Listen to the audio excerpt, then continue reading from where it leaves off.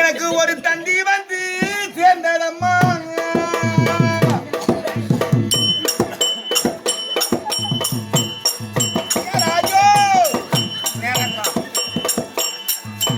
ஐயோ நான் வாங்கி அதிகார கும்பாளா நான் ஒரு தென்னை மரம் கொல்ல வச்சேன். ராஜோ அச்சா குடம்பா தென்னை மரம் சாய்ந்ததென்ன அதிகார கும்பாளா நான் சீர்குலைந்து போனதென்ன.